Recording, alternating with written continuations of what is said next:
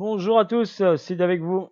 Voilà, la vidéo d'avant, il n'y avait pas le son, donc là je vais devoir la refaire et vous expliquer rapidement. Donc là je suis sur le BTC, on va faire une petite mise à jour rapide. Voilà, et là je vous ai expliqué, je l'ai pris en weekly. En weekly, donc le prix est ici, janvier 2016. Et qu'est-ce qui s'est passé? Donc le prix, qu'est-ce qu'il a fait? Il a fait une impulsion, il a fait une correction, une impulsion, et là il est en phase corrective. D'accord? Si on détaille ici la vague ici 3, on a une impulsion, excusez-moi, une correction, une impulsion. Et là pareil, donc grosse impulsion, forcément ça corrige. Grosse impulsion ici, ça corrige. Et là grosse impulsion. Et forcément il y a une correction. Donc c'est pas un bull market ou c'est pas la crise, le crash boursier. Non, c'est un mouvement normal. Le marché il respire, il a besoin de respirer. Regardez, il a fait un sprint là, un sprint, pam, pam, pam, pam, pam, pam, pam. Il n'a pas respiré du tout. Il a fait une petite respiration ici, une petite pause ici, mais vite fait. Ah, c'est normal qu'il a besoin de respirer. Après, vous êtes tous là en panique, ah, on est en zone rouge et tout. Ah, mais posez-vous la question. Regardez les graphes, interprétez un graphe. Regardez, là je suis en logarithmique. Si je suis pas en logarithmique, regardez. La hausse, 2017, décembre 2017, correction, jusqu'à novembre 2018 et ça repartit. Après en 2019 un peu, ça a corrigé un peu. Covid, chute 2020 et hop, c'est parti avec une verticalité. Donc regardez là, vous avez une verticalité, la montée du prix elle est verticale. Faut pas s'étonner derrière que vous avez une chute verticale. C'est normal, c'est tout à fait logique et normal. Un prix qui monte vite, la redescend aussi vite qu'il est monté. Si vous tradez les shitcoins par exemple, des fois sur les shitcoins, vous avez des hausses comme ça, et derrière, paf, le prix se crash, et vous vous posez des questions. Mais non, je vous donne, retenez bien ça dans votre tête. Si vous êtes débutant et vous ne savez pas trader, lire un graphique, quand un prix monte très vite, derrière, il chute très vite. Si il monte doucement, regardez ici, il monte doucement, doucement, doucement, et ben il monte en consolidant. Le prix monte en consolidant. Donc le prix aura du mal à revenir dans cette zone parce qu'il est monté en consolidant. Regardez, il est monté par étapes. Il consolide, il consolide, il consolide. Là, en logarithmique, on dirait que c'est vertical, mais si on enlève logarithmique, c'est pas trop vertical. Mais quand même, il a fait une dernière impulsion ici verticale. Regardez, il a fait une dernière impulsion verticale, donc forcément derrière, il a corrigé. C'est tout à fait normal.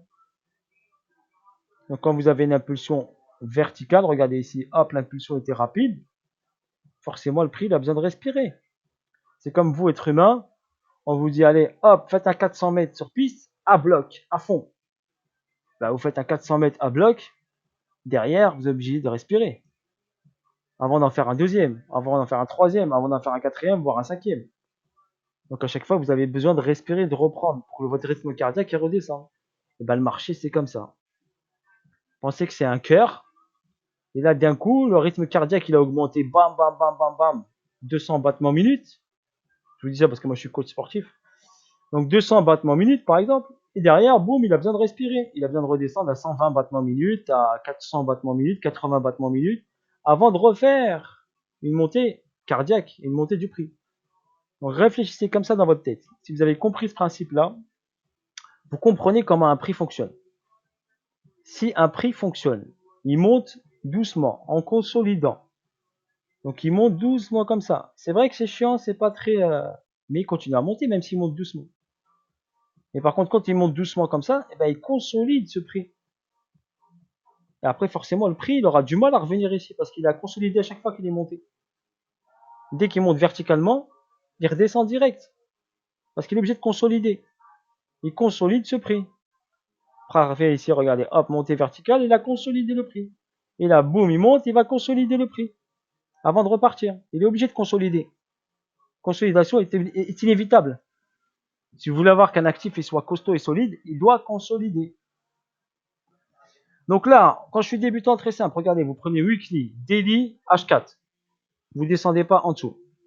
daily, weekly, H4. Et vous tradez que ces zones-là. Parce que vous êtes des holders, vous n'êtes pas des traders. C'est un conseil que je vous donne. Donc ensuite, si vous partez en weekly, vous tracez directement. Je regarde le prix, je prends le plus bas ici et le plus haut ici. D'accord? Si je suis en phase bullish, comme vous dites, en phase bullish, et ben le 0, je le mets en bas et le 100%, je le mets sur le plus haut. Comme ça, après, j'ai d'autres niveaux. D'accord? Là, pour l'instant, on est en phase baissière. D'accord? En phase baissière. Donc, je mets le 0 en haut et le 100% en bas. Ce qui m'intéresse, ce qui vous intéresse vous, et ce qui m'intéresse moi, c'est cette ligne des 50%. Vous devez la tracer. D'accord? Vous la tracez et vous la gardez sous les yeux. Quand vous êtes au-dessus de cette 50% en weekly, là, le prix doit être vendu. Surtout si on est encore proche des 100%. Et ici, quand on est en discount, donc le prix est en dessous des 50%, eh ben on est acheteur. Là, on est vendeur. Là, on est acheteur. Donc, vu que vous êtes des holders, vous devez intervenir que dans cette zone discount. Un holder, il doit juste ici intervenir dans cette zone discount. Il doit juste être patient. Il rentre là, il achète. Le prix revient ici, il achète. Tant qu'il est dans cette zone discount, il peut acheter. Ça, c'est pour un holder. D'accord? Pour un trader, c'est autre chose. D'accord? Un trader pur, c'est autre chose. Un trader pur, il va aller chercher par exemple, cette hausse-là, qui était facile à déceler, que le prix allait se retourner. Pour un trader, c'est facile. Là, j'ai tracé le Fibo ici, qui va me donner ici le 478. D'accord? Je vais vous montrer un petit peu. Je vais vous montrer, si je prends le Fibo de continuité de tendance, clac ici sur la vague 1, correction vague 2. Voilà, correction ici, vague 2.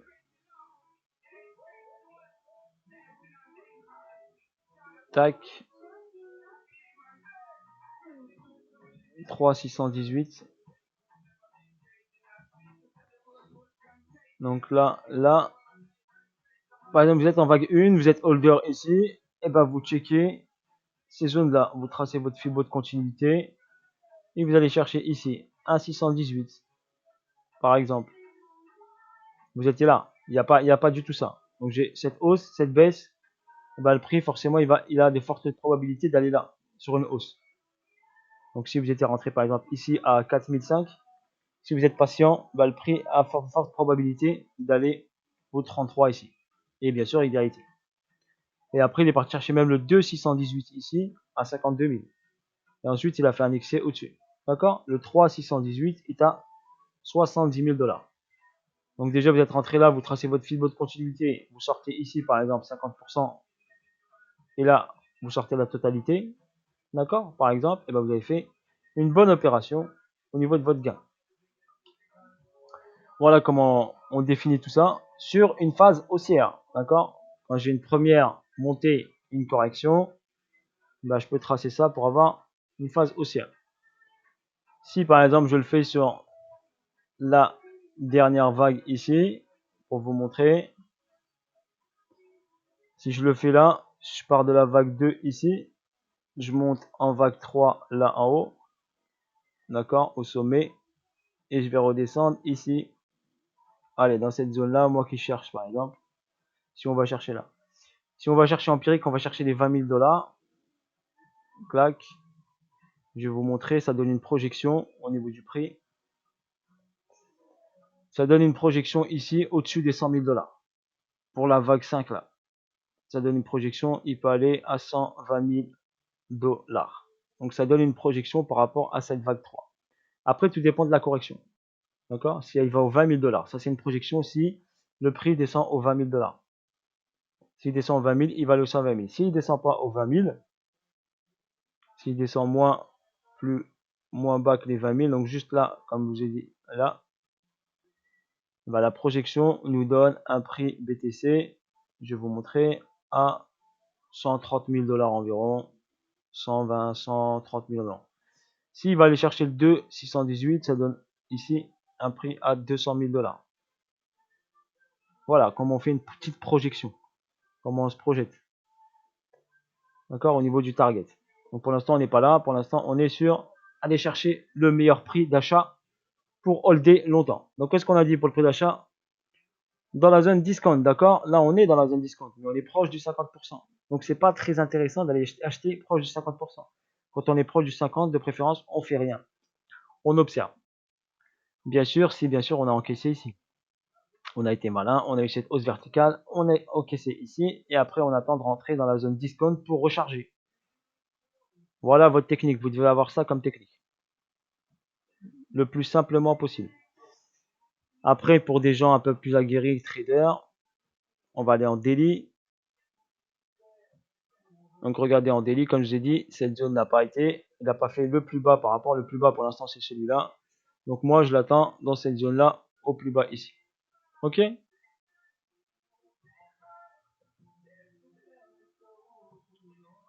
Donc au plus bas ici, clac, là. Je vous montre juste ici, j'avais tracé un Fibo ici de la vague 2 à cette première impulsion et à cette correction là. Donc première impulsion ici et à cette correction là. Sur la dernière impulsion, ça m'a donné ici un target au 4,618. Regardez, pile poil sur le prix. Pour vous montrer que c'est mathématique. Regardez, pile sur le 4,618. J'ai pris juste la dernière impulsion haussière. D'accord? Celle-ci. De là à là. Et la correction là. Ça m'a donné le target là. Ça m'a donné des paliers. Regardez, le 1,618, il est là. Vu que le prix a continué, là, regardez, le 2,618, eh ben, le prix il a réagi. Je vous montre, c'est bien le 2,618. Regardez, 2,618. Le prix il a réagi. Il a corrigé. Après, il a repris de la force. Il est passé, regardez, dans une zone discount. Si on la trace là, la zone discount, regardez, je vous montre. Fibonacci normal, c'est le plus haut. Il avait créé ce plus haut là. Et on était parti de ce plus bas là. D'accord? Donc là, le 50%, il était là. Donc il a pas cherché le 50%, il a juste corrigé au 38,2. Il a respiré au 38,2 et il est reparti. Donc si vous l'avez pris en bas, donc vous avez des targets. Donc là, vous arrivez au 2,618. Un réflexe très simple. Je suis rentré ici, un réflexe très simple. Au 1,618, j'ai vu cette grosse bougie qui a pété. Donc je me dis, hop, c'est bon, il peut encore continuer sa hausse. Arrivé ici, vous avez toujours deux chances. Je vous explique ces techniques, vous avez toujours deux chances. Là, vous avez cette première bougie qui vous donne une alerte. Avec cette grosse mèche. Quand ça revient au même niveau, et ça ne le dépasse pas, sortez votre position. Vous pouvez encaisser. Donc là, vous pouvez encaisser. Vous vous dites, là, ici, eh ben, j'encaisse ici. Allez, j'encaisse 50%. C'est pas trop mal. Et après, il y a une correction. Et après, ça repart. Si je suis très technique, je sais ce que c'est cette configuration-là. D'accord? C'est une réaccumulation qui repart ensuite vers le haut. Et après, ça, c'est plus technique. Mais je vous dis, vous arrivez ici, vous travaillez juste sur votre Fibonacci. 2,618, vous sortez 50%. S'il va chercher, et là, il est parti chercher les 3,618 et après 4,618. Et vous avez remarqué, les paliers ont été marqués. Et au 4,618, il a fait hop, une chute. À cette deuxième chute, vous avez vu qu'il n'a pas fait ici un plus haut. Et ben là, il fallait encaisser. D'accord? C'est un réflexe à avoir. Également, vous avez l'information comme quoi il est monté verticalement. Donc ensuite, il a chuté. Donc ici, on est sur la vague 4 corrective. Donc normalement, comme je vous ai dit, ça chute en 3 temps. D'accord? En 3 temps de préférence. Donc là, un temps, 2 temps, A, B, C. D'accord? A, B, C. Et après, normalement, on peut avoir ça aussi pour aller chercher un bon niveau. On peut ici considérer que cette vague-là, c'est une A. Après, on aura une B qui va remonter quelque part là. Après, il faut analyser tout ça. Et après, une C qui va aller chercher un peu plus bas. Ici, enfoncer un petit peu. Ici, là. D'accord? Pour aller chercher, par exemple, les 20 000 $. Voilà, je vous explique rapidement comment ça se comporte. Logiquement, regardez ici, j'ai tracé des vagues. Logiquement, la vague 4 ici, si c'est en vague Elliott, la vague 4 n'enfonce pas la vague 1. Wyckoff, la vague 4 enfonce la vague 1 et on vient chercher ici en dessous. Donc au moins qu'il aille chercher ce niveau-là ou cette zone-là. Vous la voyez cette zone ici? Donc soit ici, le BTC va chercher les 20 000 $, soit il peut aller chercher carrément cette zone-là, qui est aux 10 000 $. D'accord? Avant, bien sûr, d'aller chercher des zones, il va devoir aller chercher de la liquidité en haut. Ok? C'est une option à garder en tête.